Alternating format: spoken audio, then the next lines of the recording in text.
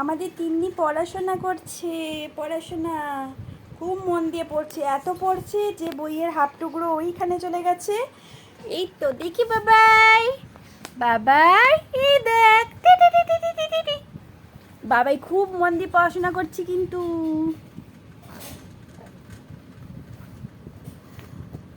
ওর এখন কুট্টু যখনই পড়তে বসে ওর কাজ হচ্ছে বইগুলো নিয়ে ছিঁড়ে দেওয়া, যার জন্য ওর অন্নপ্রাশনে ওকে যে বই তারপর পেন দেওয়া হয়েছিল সেই বইটাই ওকে এখন দেওয়া হয়েছে ওর পড়াশোনা করার জন্য। ওর কাজ এখন যখনই ও কুট্টুর বই দেখে টানে ওকে ওর বইটা হাতের কাছে দিয়ে দেওয়া হয়, যার ফলস্বরূপ হয়ে গেছে এইটা।